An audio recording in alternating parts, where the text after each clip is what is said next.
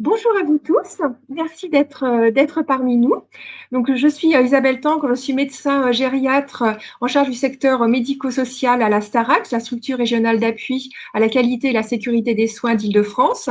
Je suis accompagnée de Marie-Josée Stakoviak, coordinatrice de la Starac, qui va animer le chat, donc vous pourrez poser des questions et qui relaiera vos questions aussi dans les 2 temps de questions que nous aurons lors de cette présentation. J'ai le très grand plaisir et l'honneur d'accueillir Alice Casagrande, présidente de la commission de lutte contre la maltraitance et de promotion de la bientraitance, qui a piloté le projet que l'on va vous présenter. Et c'est vrai que sans sa ténacité et son dynamisme, on ne serait pas là aujourd'hui. Donc, je vais prendre un instant pour partager mon écran. Hop.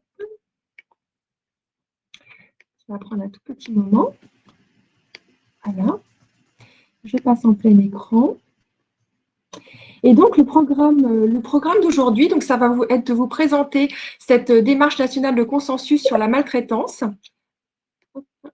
Voilà. Très bien.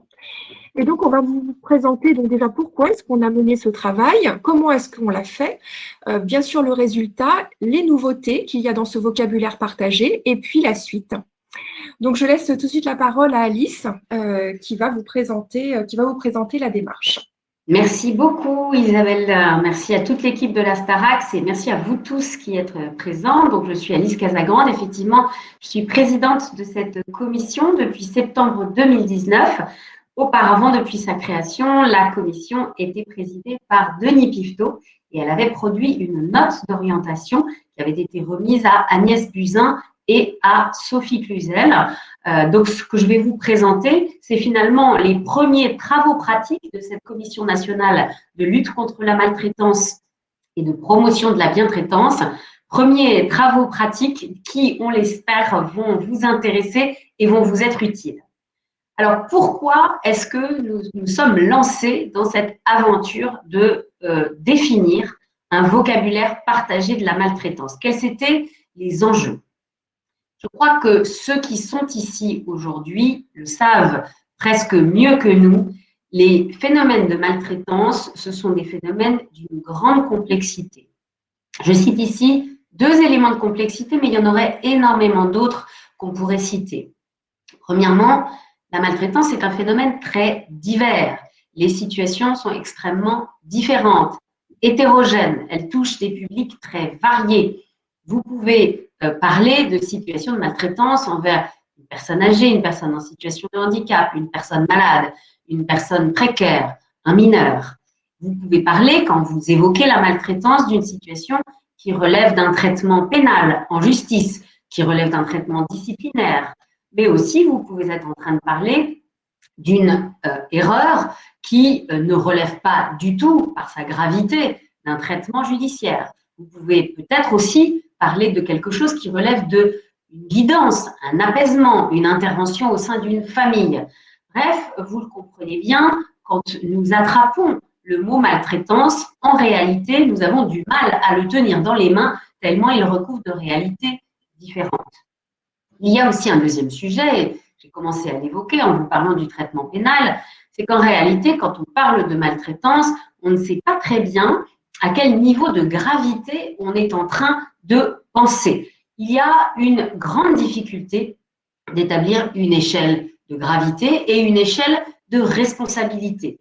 Du coup, tout ça, ça fait au fond un mot dont on ne sait pas très bien ni où il commence ni où il finit et qui a une définition différente d'une ARS à un département, d'un département à des bénévoles d'une antenne ALMA, d'une antenne ALMA à des professionnels de la protection de l'enfance, et je pourrais continuer la liste longtemps en incluant les avocats, les magistrats et puis quand même les citoyens eux-mêmes pour commencer. Ça donne quoi cette absence de vocabulaire partagé malgré le fait qu'on a un grand nombre, une grande complexité de situations? Ça donne que nous ne produisons pas de connaissances. Nous ne savons pas de quoi nous parlons, nous n'arrivons pas à approfondir notre connaissance du sujet puisque nous ne savons pas de quoi nous sommes en train de traiter exactement. Alors, quand je vous dis absence de connaissances, Ça n'est pas seulement quand un journaliste nous demande « mais alors, combien y a-t-il de situations de maltraitance par an ?» Ça n'est pas seulement qu'on n'arrive pas à répondre à cette question, qui, vous savez, est une grande question des journalistes, c'est aussi qu'on n'arrive pas non plus à avoir des actions de recherche et on n'arrive pas encore à avoir une évaluation de la politique publique sur un sujet qui est pourtant majeur. Deuxième problème, qui n'est pas seulement dû au vocabulaire qui n'est pas stabilisé, mais qui est dû aussi à d'autres facteurs, enfin, ça ne facilite pas, c'est, si vous voulez, la difficulté de traiter ce sujet. Si d'un département, une équipe sociale d'un département, un médecin dans une agence régionale de santé, à un travailleur social dans la protection de l'enfance, à un professeur de l'éducation nationale et à une famille, personne ne raisonne pareil, eh bien, il est évident que pour articuler les réponses, pour travailler tous ensemble, ça va être particulièrement complexe. C'est complexe aussi pour d'autres raisons, et il est certain que l'absence d'un vocabulaire partagé nuit à la coordination des réponses, encore une fois, sur un sujet qui est pourtant majeur. Nous voilà donc, et on l'avait déjà identifié avec Denis Pifto dans notre note d'orientation, devant la nécessité, pour commencer à travailler, au moins d'avoir une base commune, un vocabulaire partagé par tous les acteurs et qui soit opérationnel pour tous les professionnels et puis plus largement toutes les parties prenantes de ce sujet très compliqué. Les enjeux, c'est de vous proposer aujourd'hui, en tout cas c'est ce qu'on a cherché à faire et on verra si on y a réussi, une définition qui soit accessible. On avait envie que grand public et professionnels comprennent les phrases, les mots utilisés, qu'on ne soit pas dans une trop grande technicité qui renvoie à des textes, qui eux-mêmes renvoient à d'autres textes. Il fallait quelque chose, pas de simplifiant, mais quelque chose d'accessible. Deuxième élément, et il est très fort pour nous, au fond, on a cherché et on a souhaité avoir une démarche transversale à différents publics qui, d'habitude, font l'objet de politiques publiques qui peuvent être cloisonnées pour être plus spécifiques. Un vocabulaire transversal aux différents publics, et puisque nous parlons de situations de vulnérabilité, nous parlons en particulier de l'enfance et de la protection de l'enfance, nous parlons des personnes en situation de handicap et nous parlons des personnes avancées en âge. Ces publics, et vous le savez si vous vous êtes intéressé aux recommandations internationales ou aux textes juridiques, ces publics sont traités souvent par des définitions différentes. Regardez l'OMS, regardez l'ONU, regardez le Conseil de l'Europe et vous verrez, vous trouverez des choses pour chaque public. Nous nous sommes posé la question, mais pourquoi séparer ces publics? Est-ce qu'il est vraiment utile pour la compréhension d'avoir des boîtes, d'avoir des vocables qui soient différents? On était encouragé dans cette question clairement par les personnes concernées, par les personnes accueillies, soignées, accompagnées et leurs aidants, leurs familles, leurs proches, pour qui, au fond, avant et après 18 ans, pour qui, âgés ou en situation de handicap, ce n'était pas nécessaire de faire des découpages par public, il fallait plutôt un socle commun transversal à des situations.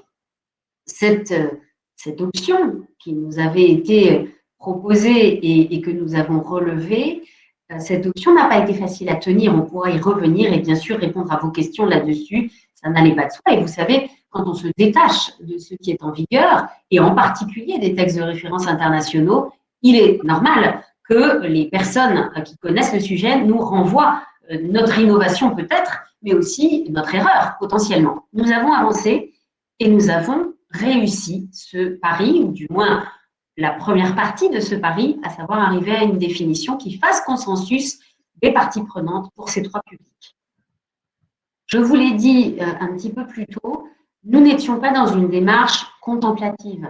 L'idée, ce n'est pas uniquement d'avoir immédiatement des connaissances plus fines. L'idée, c'est de pouvoir décrire assez précisément quand même, pour appeler un chat, pour poser clairement les choses, là où parfois nos vocabulaires masquent, là où parfois nos vocabulaires disent « il y a un problème dans cet établissement, il y a un dysfonctionnement dans cette équipe, nous sommes un peu en difficulté ». Bon, vous voyez bien que tous ces mots peuvent être parfaitement justes, qu'à certains moments, on ne sait plus très bien de quoi on est en train de parler. On ne sait plus très bien non plus parce que le vocabulaire de la bientraitance s'est installé, et c'est tant mieux, et c'est très intéressant qu'il soit installé, mais du coup, ça ne nous aidait pas toujours à pouvoir mettre à jour des situations comme elles doivent l'être.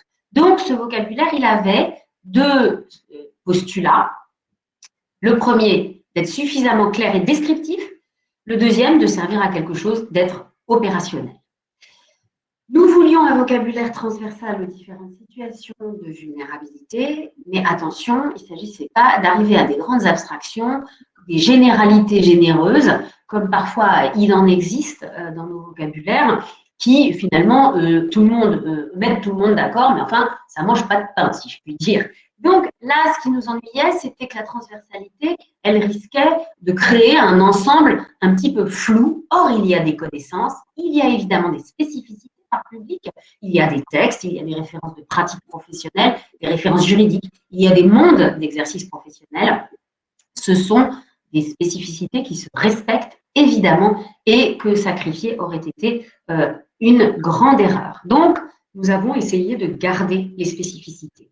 Enfin, nous avions une idée un petit peu opérationnelle, peut-être un peu trop ambitieuse, je dois dire maintenant, qui était de dire, comme ce vocabulaire doit être opérationnel, il doit viser à ce que les systèmes d'information des différentes parties prenantes puissent être partagés. Alors, je dois vous dire que le grand projet d'un système d'information mondialement partagé sur le sujet de la bientraitance et de la maltraitance, nous l'avons un tout petit peu ralenti. Déjà, on a envie de vous proposer ce vocabulaire, de le travailler avec vous. Et puis, pour les systèmes d'information, ce sera l'étape ultérieure.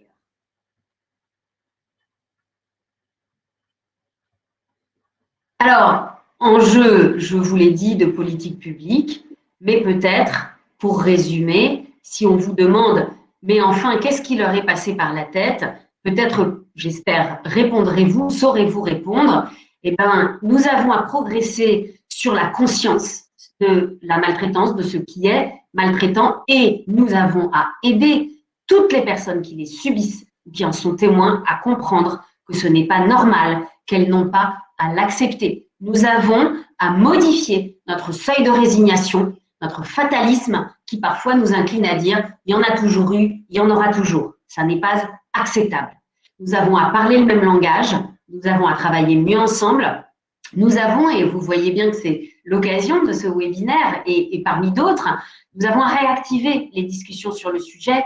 Bien sûr, vous avez lu la presse, vous avez vu de nombreuses controverses sur la liberté d'aller et venir ou les libertés en temps de Covid, ou bien sur les maltraitances intrafamiliales que peuvent subir les mineurs, ou encore sur les violences conjugales. Nous avons à réactiver les discussions sans être otages des médias. Les médias font un travail très important, mais nous ne pouvons nous contenter de cela.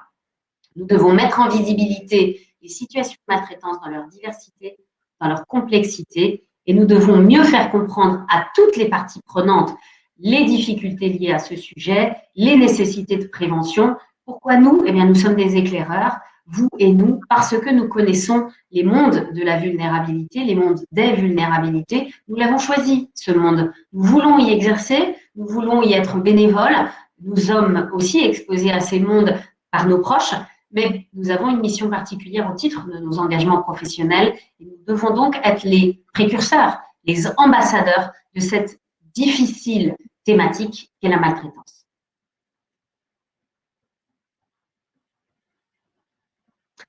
Alors, une fois que je vous ai dit tout ça, vous voyez qu'on ne manquait pas d'ambition. On ne manquait pas d'ambition et je vais tout de suite avancer sur mais qui c'était ce on, ce nous. Et je voudrais tout de suite dire que ce nous, c'est moi qui prends la parole aujourd'hui, mais les coéquipières très étroites de cette démarche que sont Dominique Terrasson et Colline Boulard de la Direction générale de la cohésion sociale sont comme moi et tout autant que moi les instigatrices et les âmes de cette démarche. Et donc, ne vous étonnez pas, je ne dirai jamais je, parce que ça n'est tout simplement pas comme ça que le travail s'est accompli. C'était toujours un non, un nous. Alors, la méthodologie, eh bien, figurez-vous que, à mon avis, si je fais un test maintenant auprès de vous et que je vous dis, est-ce que tout le monde autour de la table, vous connaissiez la commission de lutte contre la maltraitance et de promotion de la bientraitance avant de venir à ce webinaire? Je n'ai pas besoin d'être très grand savant pour, à mon avis, deviner que non.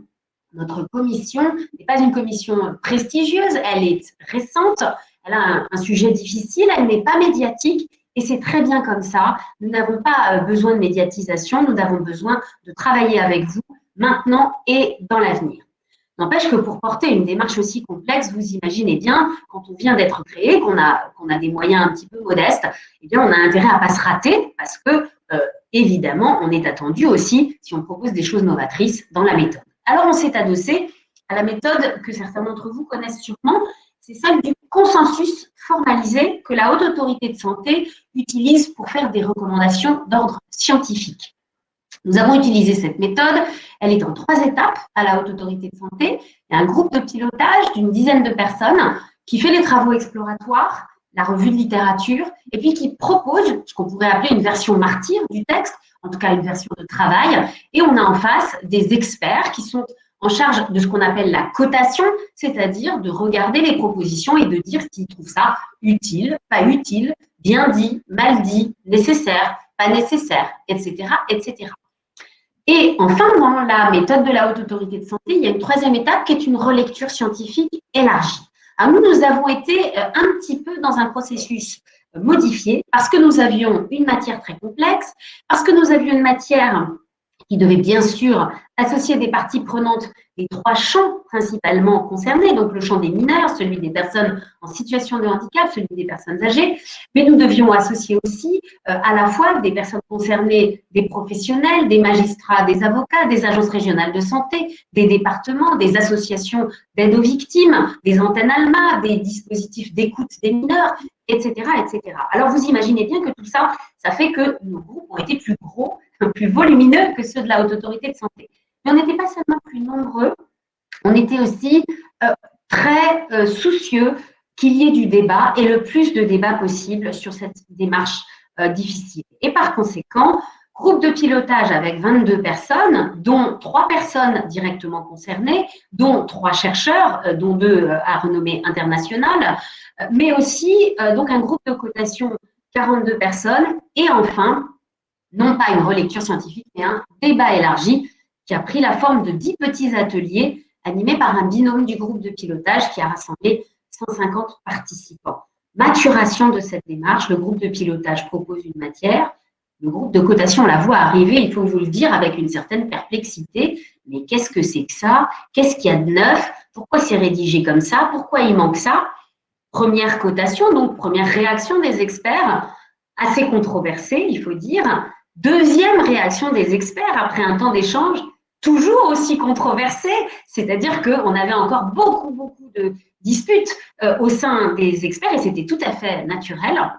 Et là, notre chance, au fond, ça a été d'avoir cette 3e phase, cette 3e étape de débat élargi. Alors, je vous rappelle qu'on était en temps de Covid. Alors, en temps de Covid, faire un débat élargi, ça ne peut pas être, comme on avait rêvé, inviter tout le monde en salle Larocque et faire des choses formidables au ministère. Du coup, sous l'impulsion du groupe de pilotage, qui n'a pas arrêté d'inventer des manières de faire nouvelles pour continuer, nous avons adopté un débat élargi en plusieurs temps. Premier temps du débat élargi, 5 vidéos d'experts mises en ligne pour tous ceux qui souhaitent les regarder. Elles sont à votre disposition, on en reparlera. Deuxième étape du débat élargi, les voilà, les 5 visios, donc d'un professeur de travail social, spécialiste de l'enfance, de Marie Beaulieu, titulaire de la chaire de recherche sur la maltraitance des aînés au Québec, seule chaire de recherche mondiale sur la maltraitance spécifiquement. Hilary Brown, que l'on connaît parce qu'elle avait été la rédactrice des travaux du Conseil de l'Europe, que beaucoup d'entre vous connaissent. Quand on dit Conseil de l'Europe 2002, eh bien c'est elle. 2002, c'est un rapport sur la lutte contre la maltraitance des enfants et des adultes en situation de handicap, sous l'impulsion du Conseil de l'Europe. Marc Lifshitz, magistrat, et Armelle Nebru, linguiste. Voilà les 5 vidéos d'experts que nous avons mises en ligne pour que ceux qui participaient au débat puissent les regarder à leur convenance. Et bien sûr, vous, aujourd'hui, si vous le souhaitez. Si on revient à la diapo précédente, je finis le processus. Et le processus, c'était après ces vidéos, 5 webconférences, webinaires comme aujourd'hui, sur l'alerte téléphonique, sur le problème du management, sur le point de vue des personnes concernées, etc., etc. Et tout ça, qu'est-ce que ça donnait? De la maturation, de la maturation, de la maturation, de la contradiction, de la lecture, de l'enrichissement réciproque et finalement 10 petits ateliers sur des thèmes particulièrement controversés. C'était quoi ces thèmes controversés?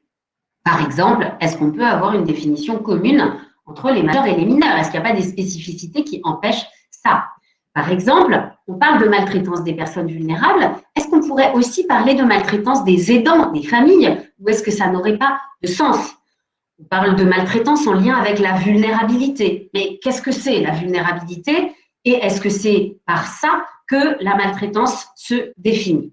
Etc., etc. Vous voyez, les 10 ateliers, c'était les occasions de s'exprimer de façon approfondie pour des petits groupes qui devaient mûrir, encore une fois, la démarche collective. Et enfin, il y a eu une dernière cotation. Je peux vous dire qu'on attendait le résultat avec un certain suspense dans le groupe de pilotage. Les précédentes cotations avaient été claires dans le sens du dissensus. La dernière nous a montré un consensus et je voudrais vous le dire avec d'autant plus de force que quand on travaille avec la Haute Autorité de Santé, elle a des outils extrêmement précis et rigoureux. Vous le savez, pour ceux d'entre vous qui travaillent dans la qualité, on ne peut pas tricher pour mettre une demi-couleur différente, ça ne marche pas. Donc il y a, et nous en sommes très très heureux, un consensus sur la matière que nous allons vous présenter aujourd'hui avec Isabelle.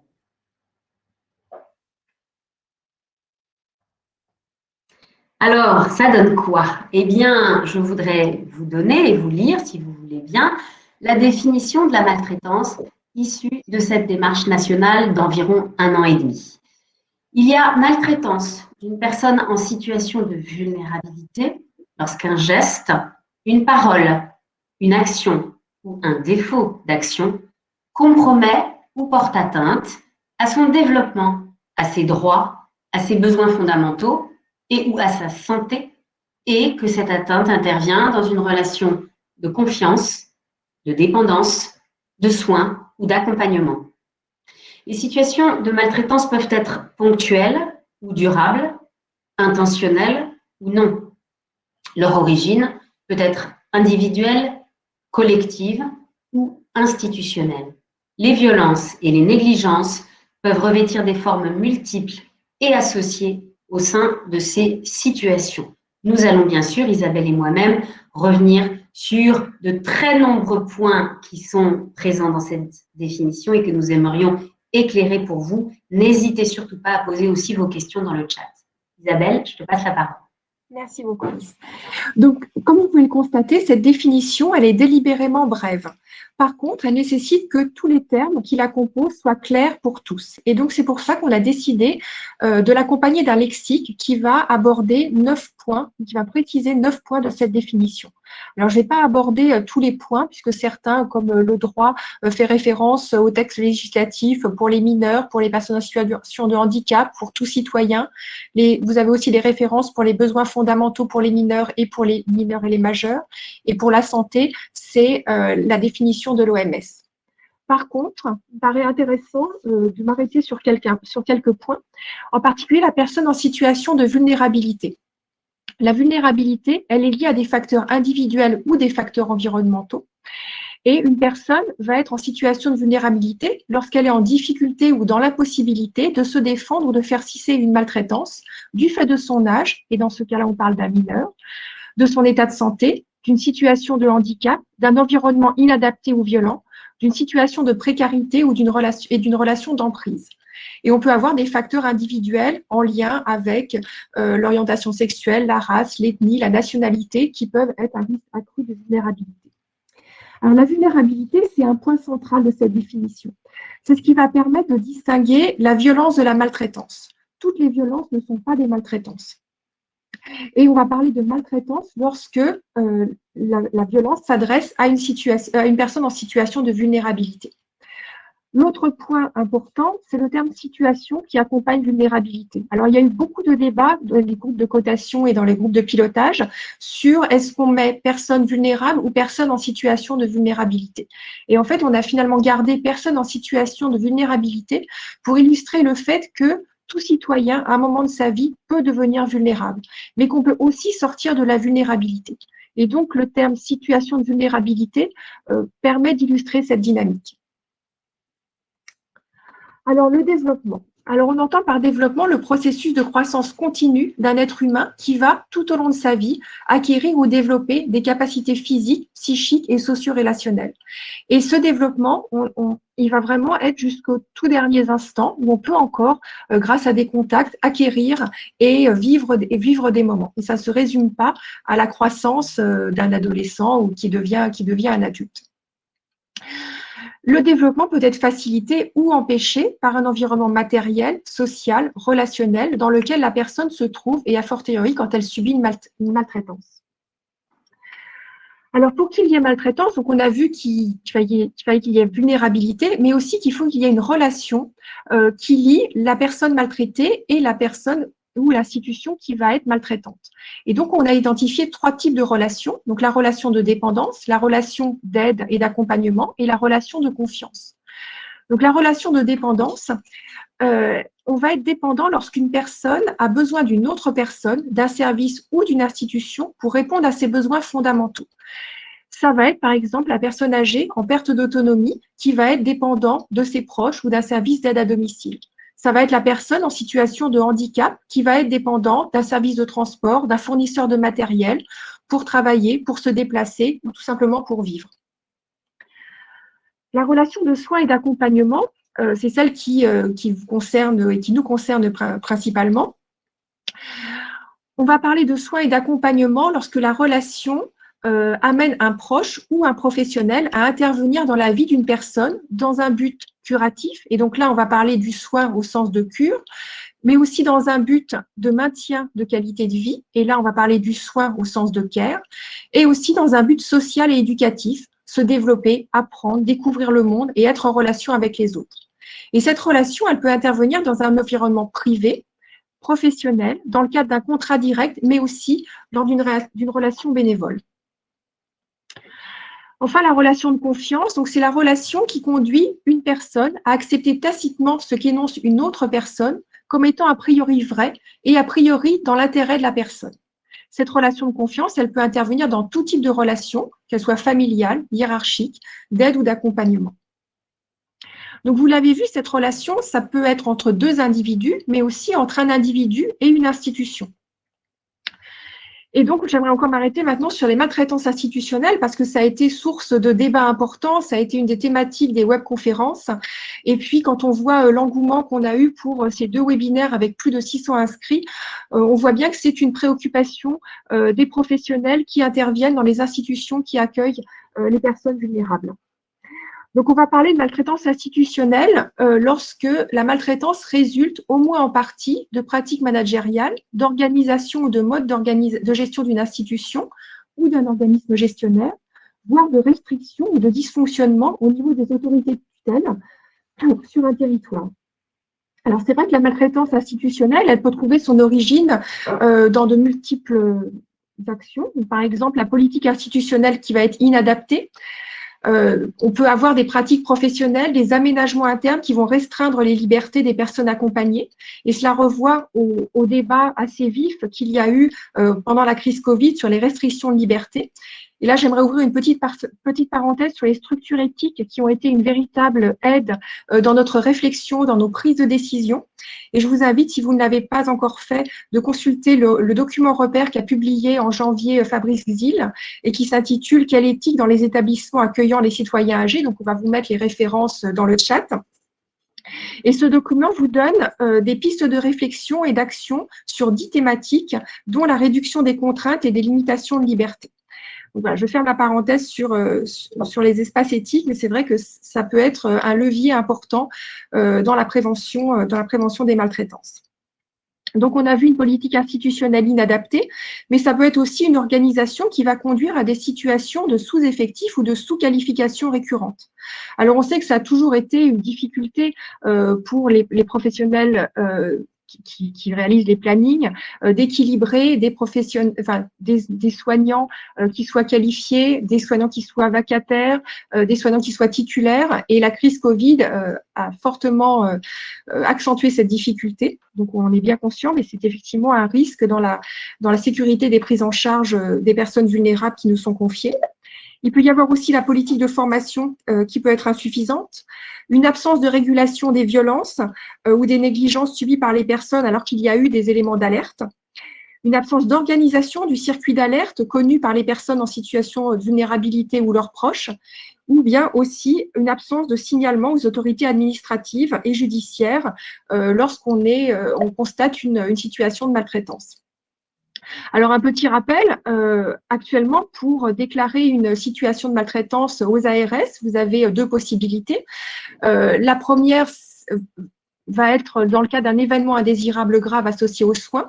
C'est-à-dire que si cette maltraitance, ce qui est heureusement relativement rare, entraîne un décès, une mise en jeu du pronostic vital ou une incapacité fonctionnelle permanente, on va rentrer dans le cas d'un événement indésirable grave et ça va se déclarer sur le portail national de signalement.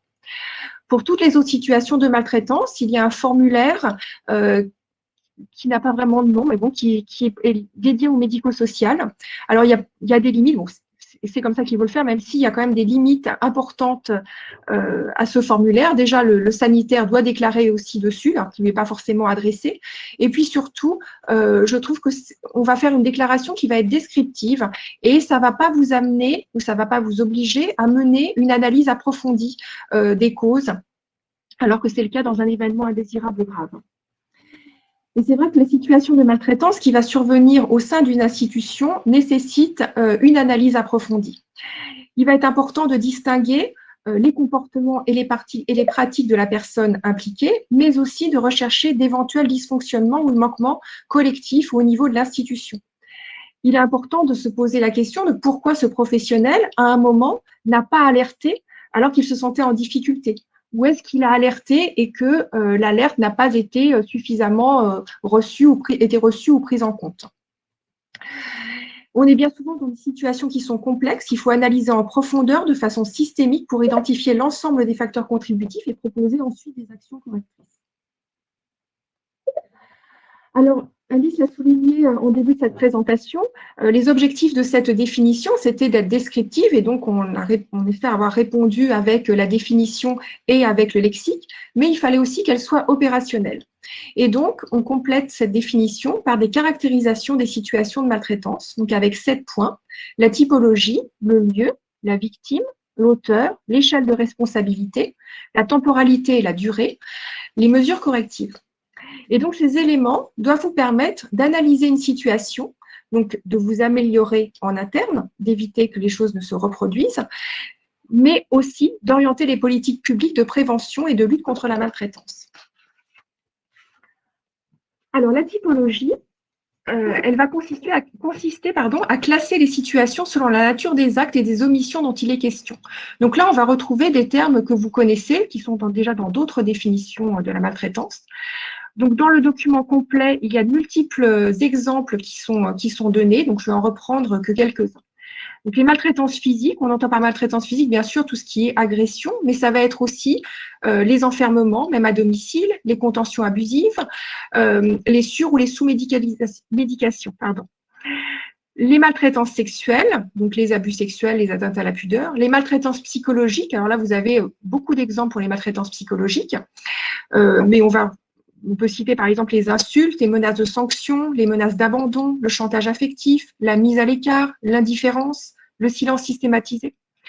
Les maltraitances matérielles et financières, donc tout ce qui va être spoliation, mais aussi la privation de l'accès à ses propres ressources, la privation de l'accès à ses comptes bancaires, la confiscation de cadeaux. Les négligences, les abandons, les privations, donc ça c'est tout ce qui est défaut de soins, privation de nourriture, privation de boissons, négligence de l'hygiène corporelle, négligence éducative, les discriminations, donc ça va être un accès aux droits, au logement, aux soins, à l'éducation, au travail, fondé sur l'apparence physique, l'âge, une situation de handicap, un état de santé. L'exposition à un environnement violent, donc ça peut être un environnement familial ou institutionnel. C'est une exposition à des comportements violents, à des menaces de violence, à des violences entre pairs, sans qu'il y ait régulation par des personnes en responsabilité au sein de cet établissement, de cet environnement. Le lieu, c'est ce qui va vous permettre de déterminer si la situation se passe dans un cadre familial ou privé ou dans un cadre institutionnel ou public. ça va permettre surtout d'identifier les efforts de prévention qui doivent être portés prioritairement dans un domaine ou dans un autre. Pour la victime, on va identifier la vulnérabilité et donc établir quelles sont les formes de vulnérabilité qui exposent le plus à une situation de maltraitance et donc de nouveau pouvoir orienter les actions de prévention. L'auteur, ça va permettre d'identifier les relations. Donc, on a vu les 3 relations qui sont citées dans la définition, au sein desquelles se produise la maltraitance. L'échelle de responsabilité, donc on l'a vu un petit peu déjà dans la maltraitance institutionnelle, cet élément va permettre de différencier les actes ou les négligences commis par une personne et qui entraînent que sa seule responsabilité, d'actes ou négligences où la responsabilité ne tient pas qu'à cette personne, mais peuvent aussi être attribuées au service, à la structure au sein de laquelle cette personne intervient. Alors, la responsabilité individuelle, souvent, elle est facile à identifier.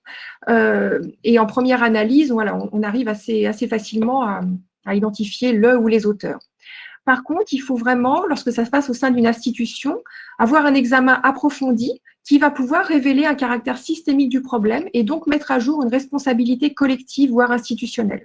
Il ne faut pas en rester à l'individu, il faut vraiment rechercher la part institutionnelle pour pouvoir mettre des actions ensuite qui soient plus globales, qui soient systémiques aussi et améliorer les situations.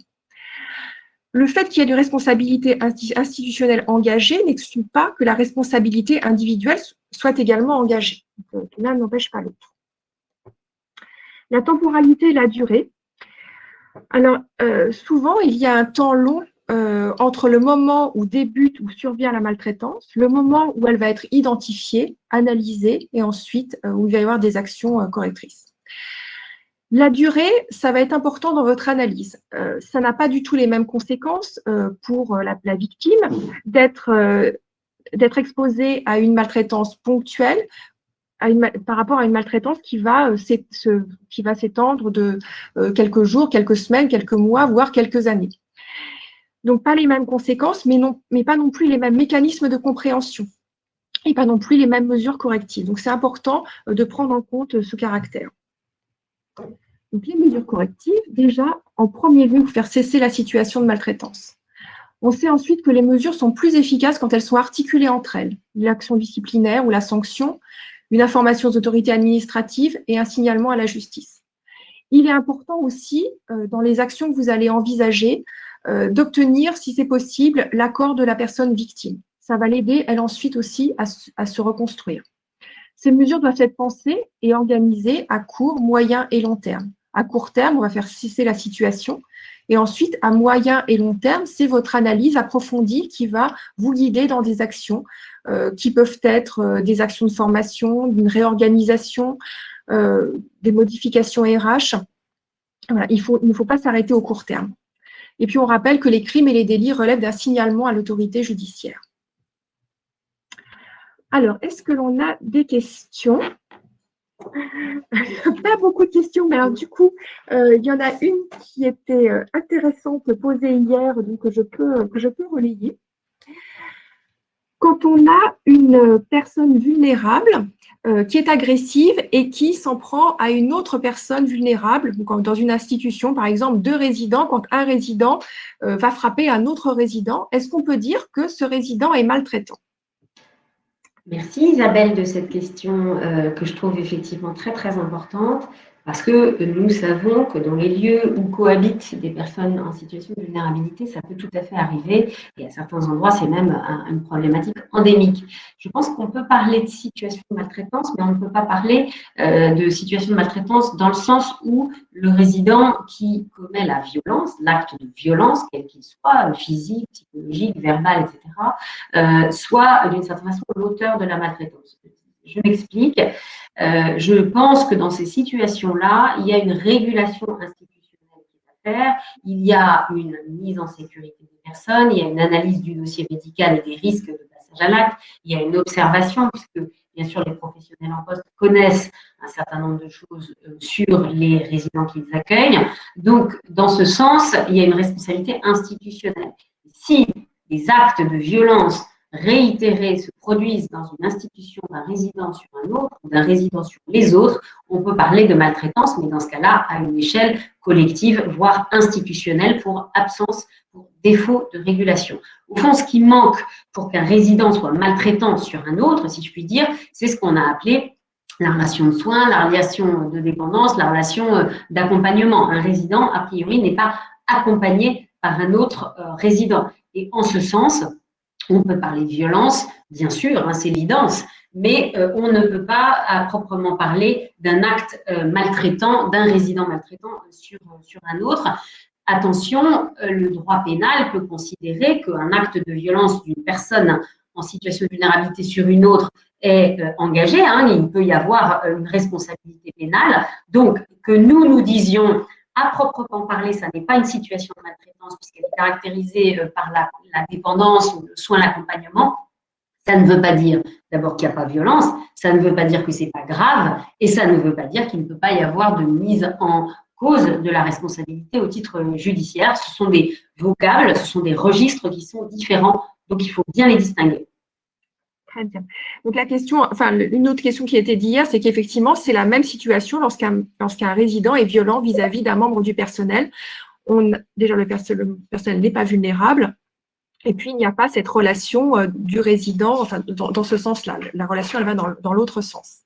Alors on a une autre question. Donc dans les informations préoccupantes, quelle procédure à respecter? Alors, le vocable d'information préoccupante, c'est un vocable qui, comme vous le savez, qui aujourd'hui relève plutôt de l'enfance en danger.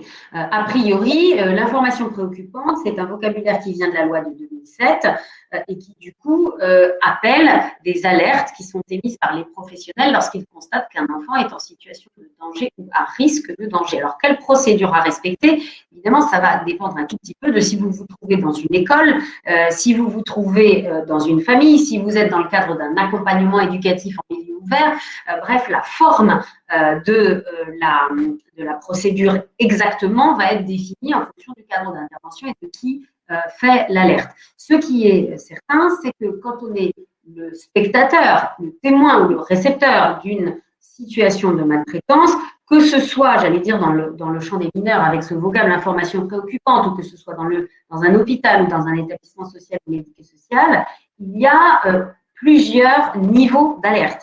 Le premier niveau d'alerte, au fond, c'est partager cette situation dans l'équipe. D'ailleurs, ça peut être une équipe bénévole ou une équipe professionnelle, ce n'est pas le problème. Ensuite, une fois qu'on a partagé ça, il y a effectivement, d'une part, une inscription dans la démarche qualité de l'établissement, mais surtout, il y a de faire remonter cette information aux autorités compétentes, départements. Donc, pour les mineurs, par exemple, ça va être la cellule de recueil des informations préoccupantes mise en place par la loi de 2007. Mais cela peut être aussi, bien sûr, une alerte qui est transmise au département dans le cas, par exemple, d'un service d'aide à domicile. Dans le cas d'un hôpital, l'alerte sera transmise à une agence régionale de santé. Et j'ajoute à cela que vous voyez qu'il y a différents niveaux. Donc, l'alerte interne, le partage en équipe, l'autorité compétente étant le cadre de proximité et le directeur, l'alerte aux autorités de régulation, aux autorités administratives, mais aussi l'alerte, le cas échéant, à la justice pour ce qui relève des crimes et des délits. Il est évident que si vous êtes dans la négligence, dans le sens que, par exemple, un enfant en situation de handicap a été oublié sur les toilettes pendant 2 heures, vous allez l'intégrer et vous allez y réfléchir pour des mesures correctives en interne. Vous n'allez pas écrire au procureur de la République sur une telle situation.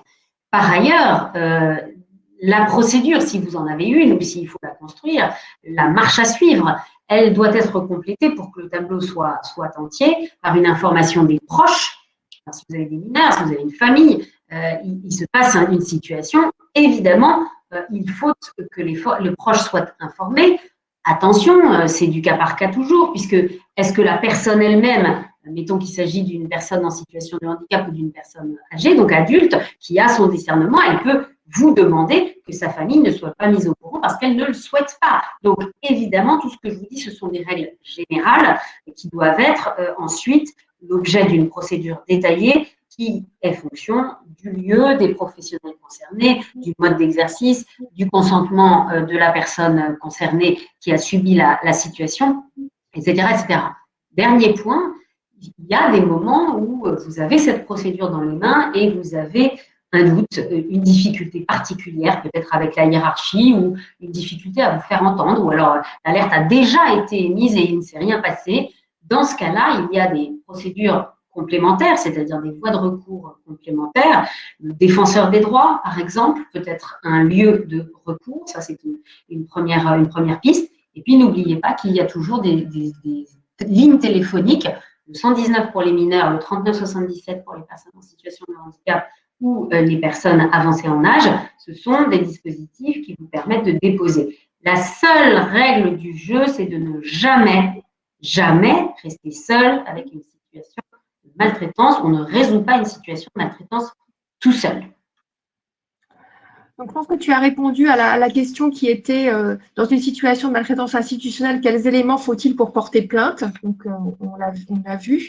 Peut-on parler de maltraitance quand on isole un enfant qui lui-même est maltraitant? Alors, si on suit de manière un tout petit peu attentive la définition, un mineur ne peut pas être maltraitant. Un mineur peut être violent, il peut griffer, mordre, il peut se décharger de coups, il peut décharger en injures, il peut vomir sur quelqu'un exprès, enfin, que sais-je encore. On a des troubles de comportement qui peuvent être évidemment extrêmement prononcés. Sauf que quand je dis vomir sur quelqu'un exprès, vous voyez bien que ça pose quand même une question sur l'état dans lequel se trouverait un enfant qui n'aurait pour réagir que ce mode d'expression. Un enfant peut être en train de vous exprimer toutes sortes de violences. Un enfant ne peut pas être en train de vous maltraiter. C'est vraiment très important. Si nous l'isolons, il y a plusieurs questions qui doivent se poser.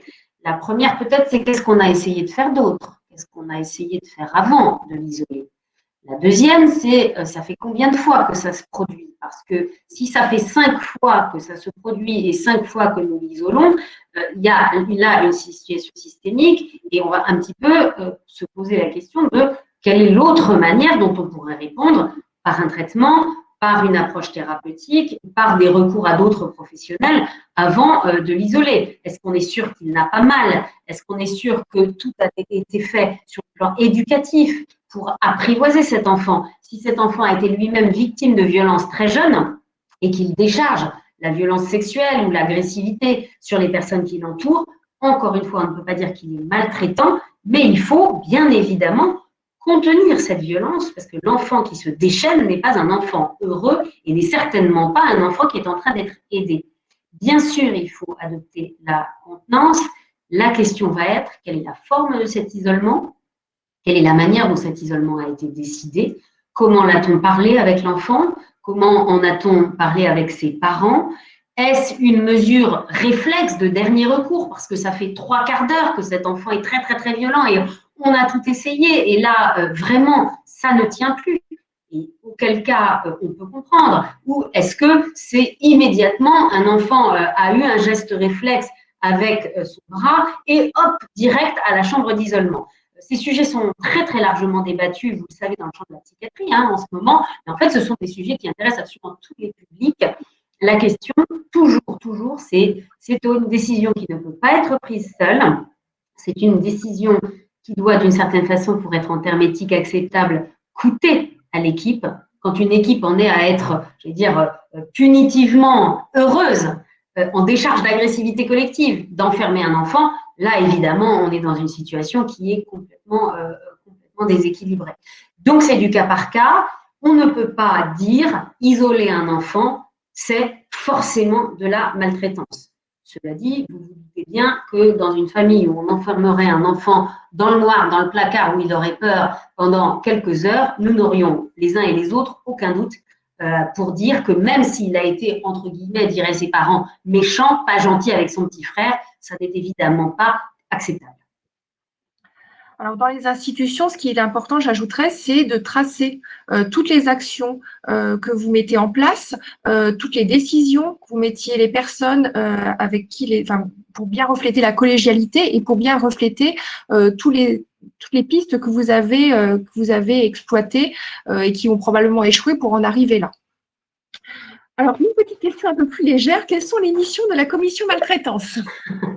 Oui, un petit peu plus légère. Alors, les missions de la Commission nationale de lutte contre la maltraitance, ce sont des missions qui consistent à nourrir par ses travaux, ses auditions, ses propositions, ses rapports et ses recherches, la politique publique de lutte contre la maltraitance, d'élever le niveau de la vigilance citoyenne sur toutes les formes, toutes les situations de maltraitance, et puis de participer à des actions à la fois de recherche, de sensibilisation, de formation qui permettront que notre société fabrique, accepte moins de maltraitance et en revanche irrigue, construise, imagine, diffuse davantage de bientraitance. La commission a pour but aussi, pour finalité, de recueillir vos outils, de recueillir vos remarques, vos avis critiques, par exemple sur cette définition et sur ce vocabulaire. Nous attendons vos réactions. Il y aura un site du ministère qui aura une partie dédiée à vos réactions. Il y en a déjà, on a commencé à en recevoir. Et quand je vous ai dit tout à l'heure que cette définition n'est pas parfaite, évidemment, elle n'est pas parfaite, elle sera réévaluée dans les 3 ans, mais elle le sera d'autant plus facilement que vous aurez transmis vos critiques, vos perplexités, vos impasses, vos difficultés, vos observations. Et ça, ce sont toutes les missions de la commission. La commission doit évidemment se mettre en lien avec tous les acteurs qui produisent, par exemple, des outils relatifs à la qualité ou à la lutte contre la maltraitance dans les structures. Elle doit se mettre en lien avec des acteurs de la politique publique, que ce soit les forces de l'ordre, la délégation interministérielle de l'aide aux victimes, que ce soit les grands partenaires de cette vigilance, l'éducation nationale, les sports, la vie associative. Vous voyez bien que, en fait, on est un petit espace qui a une vocation à la fois de recueil, de production, de proposition, et puis, on l'espère, de progression collective sur ce sujet. Merci. Alors, on aura peut-être un petit moment pour un deuxième temps de questions tout à l'heure, parce qu'il y en a beaucoup de questions. Mais bon, on va continuer parce que le temps file. Alors, les nouveautés, Alice. Alors, vous pouvez vous dire, bon, la maltraitance, oui, sexuelle, physique, ça, on avait bien compris. D'ailleurs, quoi de neuf sous le soleil? Pourquoi ils se sont donné tellement de mal? Et puis, on avait le droit pénal, on arrivait à peu près à travailler. Les nouveautés quand même, et je voudrais vous les souligner avec beaucoup de force, parce que, à mon avis, on n'a pas fini d'en entendre parler, et vous et nous, d'avoir accompagné les uns et les autres pour faire comprendre ces nouveautés. La transversalité à tous les publics, à tous les acteurs. Que vous soyez magistrat, infirmière de SIAD, que vous soyez bénévole dans une association qui accompagne la fin de vie ou membre d'un comité qui examine les événements indésirables dans un hôpital, que vous soyez citoyen, bénévole, régulateur, financeur, vous avez la même définition devant vous, ce qui facilite quand même un espèce de point de départ, un socle commun. Et la transversalité à tous les acteurs, c'est une première internationale. La France a bien l'intention de communiquer sur ce sujet. Nous n'avons pas le sentiment d'avoir sacrifié en qualité et en spécificité sur les publics. En revanche, évidemment, il faudra évaluer les effets de cette définition, mais nous avons le sentiment d'ouvrir des possibilités de travail, par exemple, entre les acteurs de la protection de l'enfance et ceux qui accompagnent des enfants en situation de handicap, la même définition et non pas une boîte handicap et une boîte enfance. Ça n'est qu'un exemple parmi tant d'autres. Nous avons aussi un enjeu dans cette transversalité, c'est d'avoir du coup une unité possible, une convergence possible au sein d'une agence régionale de santé, au sein d'un département. Tous ceux qui œuvrent à la lutte contre la maltraitance peuvent plus facilement, on espère, communiquer, se donner leurs trucs, leurs bonnes pratiques et avancer ensemble, et bien sûr dans les établissements. Deuxième point qui est très important, c'est que le fait d'avoir fait le pari de cette transversalité nous a permis d'introduire des notions dans un champ qui n'y était pas tout à fait présente jusqu'ici. Alors, le champ des besoins fondamentaux est très important pour la protection de l'enfance. Dans la protection de l'enfance, la définition même de la maltraitance, c'est quand vous portez atteinte plus qu'aux droits, au-delà des droits, aux besoins fondamentaux d'un enfant. Qu'est-ce que c'est ces besoins fondamentaux? Alors, vous allez me dire, mais On les connaît aussi pour les adultes, Virginia Anderson ou la pyramide de Maslow. Ce sont des notions que certains d'entre vous connaissent quand ils travaillent avec les adultes. Peut-être que l'intérêt de cette démarche très approfondie qui a été conduite sur les besoins fondamentaux des enfants, c'est de mettre en lumière très très fort le besoin de sécurité socio-relationnelle, le besoin d'une niche sensorielle et relationnelle de sécurité qui permet de prendre des risques, de s'épanouir, d'apprendre, de comprendre et d'avoir envie d'explorer le monde pour un enfant. Nous pensons que les adultes ont tout autant besoin de relations, ont tout autant besoin ce que j'ai appelé une niche sensorielle, qui est un vocabulaire de Boris Cyrulnik. Nous pensons que le besoin de sécurité relationnelle est majeur et nous l'avons tellement vu, et vous avez été si nombreux à nous le souligner au moment de la crise du Covid et de la séparation obligatoire pour des raisons sanitaires des proches et des personnes en situation de vulnérabilité.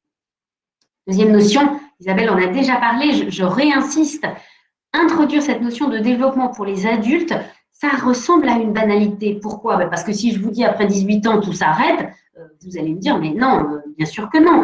Le champ de la formation professionnelle tout au long de la vie, c'est exactement ça. C'est l'idée que toute leur vie, des adultes et ceux qui travaillent vont pouvoir acquérir des compétences. Pensez aux universités des seniors, à toutes les personnes qui s'inscrivent à des cours à la retraite. On est bien d'accord, on continue à apprendre, à développer des compétences, même si on est adulte. Or, un des constats qu'on a fait, c'est quand même que le mot développement n'était pas tant que ça utilisé et d'une certaine façon, quand la protection de l'enfance nous a dit, pour nous, ce qui porte atteinte au développement d'un enfant, ce qui l'empêche, ma foi, de monter sur un vélo et de tomber de vélo et donc d'apprendre à faire du vélo, tout ce qui empêche la croissance en autonomie et d'ailleurs la croissance tout court, eh bien c'est une forme de maltraitance. Nous avons considéré, nous avons réfléchi sur le fait qu'il en était tout à fait de même pour un adulte et même pour un adulte en situation de vulnérabilité. Ça n'est pas parce que vous avez 60 ans que vous allez, pendant les 40 ans à venir, prendre toujours la même confiture le matin, toujours à la même heure et toujours le même goût. Ça n'est pas parce que vous êtes malade d'Alzheimer que vous ne pouvez plus du tout développer certaines formes de compétences, ne serait-ce que le sens de l'humour, la distance vis-à-vis de vos difficultés, apprendre à vivre avec le chagrin de vos proches ou pour un enfant malade, et on le sait, dans les hôpitaux, les petits enfants qui se savent atteints de maladies incurables sont parfois ceux qui se développent le mieux pour aider leurs parents à supporter leur chagrin. Ce sont des compétences qui grandissent et qui grandissent quelles que soient les altérations. Et nous sommes donc très heureux, très heureux de pouvoir introduire ce terme de développement dans le champ des adultes et de dire toute atteinte au développement, à la croissance jusqu'au bout d'un adulte, en spiritualité, en émotion, en relation, en découverte du monde, est une forme de maltraitance. Et puis, dernier concept qui est aussi très important pour nous, Isabelle en a déjà parlé également, c'est l'exposition à un environnement violent. Dans les champs des petits, peut-être que certains d'entre vous le savent, on a compris maintenant, il y a des publications scientifiques sur le fait qu'un tout petit qui est exposé à des violences au sein du couple parental, au sein du couple, j'allais dire qui l'élève, ça n'est pas toujours exactement les parents, eh bien cet enfant est victime directe de maltraitance. Autrement dit, il voit un père qui brutalise une mère, il voit une mère qui brutalise un père, il voit une interaction très brutale, il en souffre, lui, et son développement s'en trouve altéré. Les publications montrent notamment ce qu'on appelle les troubles de l'attachement. L'enfant ne sait plus à qui il peut s'attacher, où est la confiance possible, quel est l'environnement qui peut lui permettre de se développer. Il en est, à notre avis, de même pour des adultes en situation de vulnérabilité. Quand vous êtes un adulte en situation de handicap, et vous vivez avec votre famille et que votre famille a des interactions extrêmement violentes. Et vous ne pouvez pas vivre ailleurs, vous ne pouvez pas vivre seul, vous ne pouvez pas vous-même répondre à tous vos besoins fondamentaux. Eh bien, vous êtes non pas forcément la victime de leur violence, mais d'être obligé de vivre dans cet environnement violent fait de vous une victime de maltraitance. De même, imaginez un malade d'Alzheimer qui est, par exemple, soumis à des professionnels qui seraient en train de se hurler dessus. Est-ce que vous pensez que ce malade d'Alzheimer est à ce moment-là dans une situation enviable? Eh bien, nous pensons que non. À partir du moment où vous êtes dans une institution, dans une famille où vous ne pouvez pas vous-même en sortir, bouger, alerter, même si ces violences ne sont pas directement contre vous, elles sont des formes de maltraitance envers vous, comme nous l'a appris la protection de l'enfance. La transposition des savoirs ne va pas que dans un sens, d'un public à l'autre. Le champ des adultes, vous le savez bien, le champ des adultes accueillis en situation de vulnérabilité à l'hôpital ou bien en maison de retraite ou bien dans toutes les institutions qui accueillent des personnes en situation de handicap ou précaires, on réfléchit au fait que parfois, eh bien, il y avait des situations qui étaient d'ordre collectif, voire institutionnel. Des règlements intérieurs sécuritaires, par exemple, des règles managériales complètement inadaptées, des sous-qualifications qui sont tellement systématiques qu'on manque en permanence des réflexes professionnels dont ont besoin les personnes pour assurer leur sécurité ou leur qualité de vie. Ce champ est beaucoup plus exploré dans le champ des majeurs, pardon, alors que dans les mineurs, traditionnellement, la politique publique s'est beaucoup concentrée sur la sphère intrafamiliale. Finalement, en protection de l'enfance, qui étaient les émetteurs de ces fameuses informations préoccupantes dont nous avons parlé? Eh bien, c'était souvent des travailleurs sociaux qui intervenaient dans les familles ou bien des témoins, par exemple, à l'école. Là, ce que nous avons essayé de proposer au secteur de l'enfance, c'est de lui dire, dans les institutions aussi, les enfants peuvent être victimes de maltraitance. Ça n'est pas que l'histoire des parents. Alors, on pourrait citer, bien sûr, vous l'avez vu, vous avez vu ces événements récemment dénoncés, on pourrait citer les fédérations sportives, on pourrait citer l'Église catholique, on pourrait citer les milieux artistiques, mais les enfants en situation de handicap le savent bien, on pourrait aussi citer l'école. Les enfants en situation de handicap qui ont massivement connu une politique publique d'encouragement à l'inclusion ont parfois été les éclaireurs, peut-être, mais aussi, dans certains cas, les souffres-douleurs d'une école qui n'avait pas appris à les accueillir, qui n'avait pas appris parfois à être aussi accueillante que les enfants peuvent l'être quand on les laisse à eux-mêmes. Un accueil de la différence, ça s'organise, ça se prévoit, ça s'accompagne. Et donc, on a découvert, grâce à eux, à quel point l'école pouvait aussi avoir des progrès à faire, et pas que sur les histoires de raquettes entre lycéens, mais à bien des niveaux. Donc, vous le voyez, la transversalité des publics nous a permis d'éclairer des formes, des spécificités de maltraitance qui nous semblent très importantes. La préférence donnée à la situation de vulnérabilité, je n'y reviens pas. C'est vrai que personne vulnérable, c'est le mot du code pénal. Je ne vous dis pas d'oublier le code pénal, mais si vous réfléchissez aux arguments qu'Isabelle vous a expliqués, à l'évolutivité des personnes, eh bien vous comprenez que cette notion nous tient à cœur aussi parce qu'elle insiste sur l'environnement. Une situation de handicap, ça n'est pas que j'ai tel problème de lésion, j'ai tel problème du corps, j'ai tel problème de la psyché. C'est aussi un lien, vous le savez bien, depuis la loi de 2005, entre la situation de la personne et tout ce qui est fait en termes d'aide technique, d'aide matérielle, d'aide humaine. Eh bien, il en est de même pour la vulnérabilité. On est beaucoup plus vulnérable si on est une personne âgée, non seulement avec des troubles cognitifs, mais avec aucun service d'aide à domicile, aucun repérage des services sociaux, aucun portage de repas organisé par la mairie, etc., etc. Enfin, la méthode pluraliste et innovante, je n'y reviendrai pas, mais pour nous, ça a été une grande découverte de voir que la maturation dans le temps était finalement une très, très grande chance et pas seulement une résilience face au Covid. Et nous espérons bien avoir découvert par là des moyens de faire grandir une réflexion que nous espérons utiliser avec vous tous ici, tous ceux qui le souhaiteront, pour suivre cette réflexion, engager eux-mêmes un webinaire avec leur réseau, avec leurs correspondants. Eh bien, nous avons découvert que nous aimions beaucoup ça, donc ne vous privez surtout pas.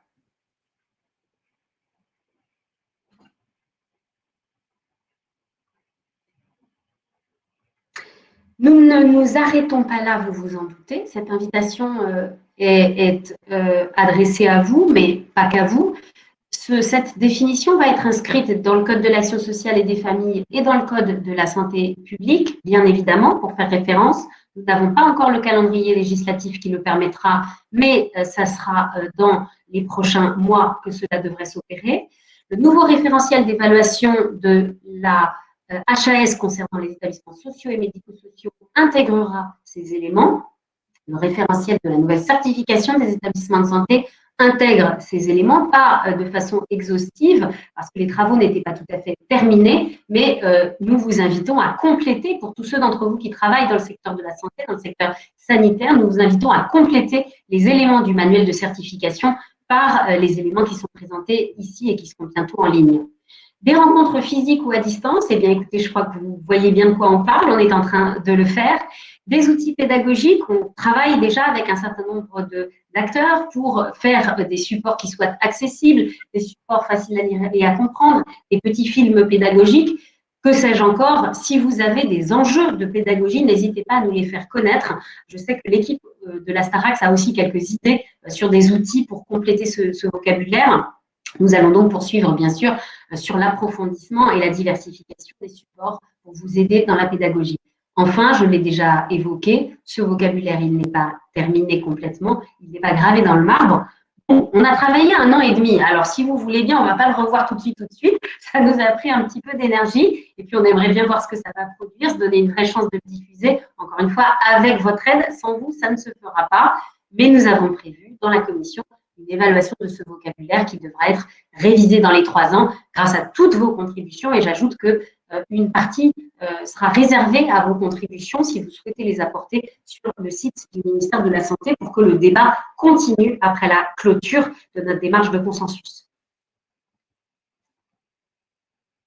Vous avez compris, il y a quelques années maintenant, nous avons rédigé, Denis Piftiot et moi-même, une note d'orientation pour une action globale d'appui à la bientraitance dans l'aide à l'autonomie. Oui, revoilà la bientraitance. Rassurez-vous, on ne l'a pas du tout oublié. C'est notre finalité. N'empêche que peut-être y avait-il quelques précisions à apporter. En tout cas, c'est ce que nous avons estimé dans ce vocabulaire.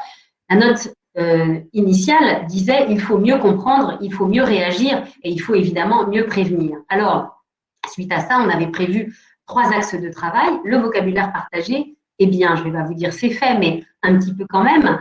Organiser la coordination territoriale, parce que ce n'est pas le tout de parler la même langue. Maintenant, on y va. Alors, évidemment, ce n'est pas une inauguration. Vous travaillez tous depuis fort longtemps sur ces sujets, mais on va continuer et on espère produire de la connaissance sur la manière dont vous travaillez sur le terrain sur ces sujets pour vous concerter dans le traitement des signalements. Et enfin, dernier axe, partager, valoriser les initiatives citoyennes qui permettent de promouvoir la bientraitance, toutes les actions de sensibilisation, de formation, les outils, les partages, eh bien, n'hésitez pas à nous les faire connaître, la commission là aussi, pour les mettre en valeur.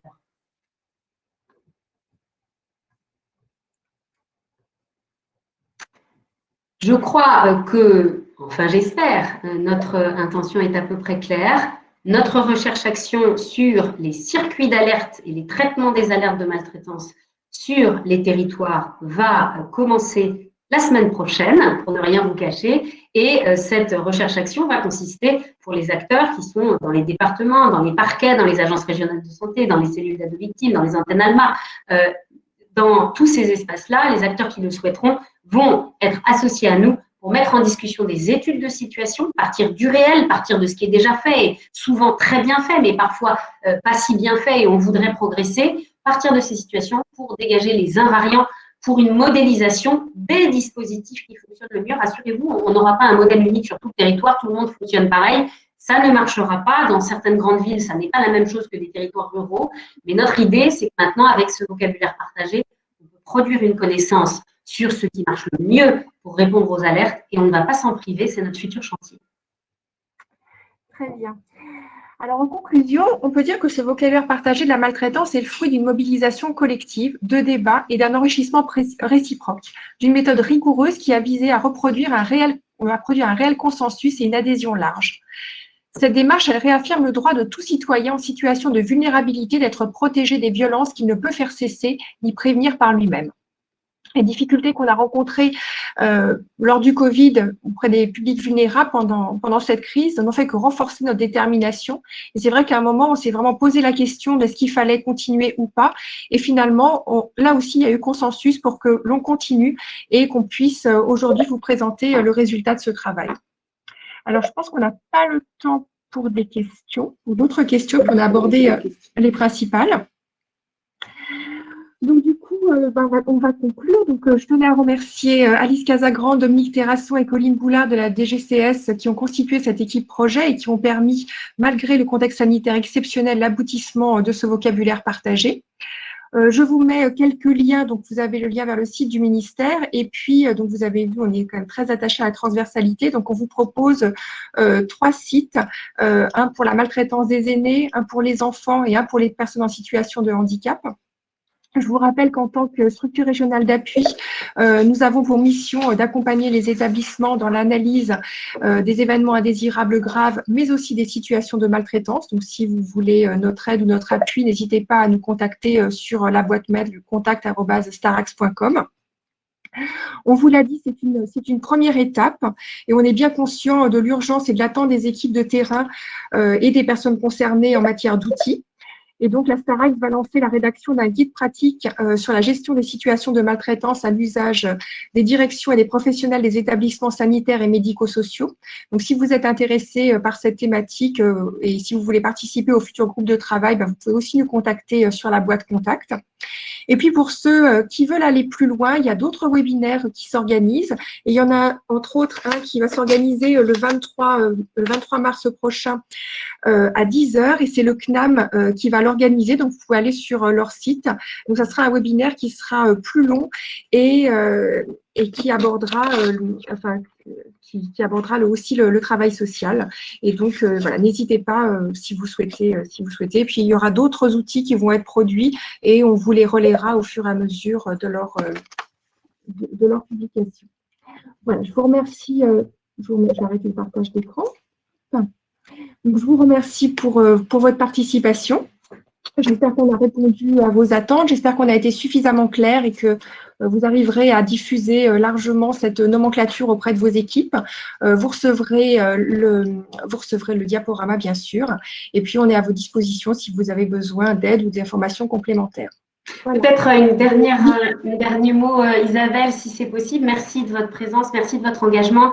Ne croyez pas qu'à aucun moment nous ayons pensé tout le monde est maltraitant et la maltraitance ne sera qu'une fatalité. C'est le contraire, on a voulu décrire précisément parce qu'il y a une infinité de situations complexes qui appellent que nous travaillons tous ensemble avec une vision précise des choses et que nous sachions faire la différence. Merci encore à la Starax de cette invitation et bon courage à tous. On va continuer. Oui, bon courage. Au revoir.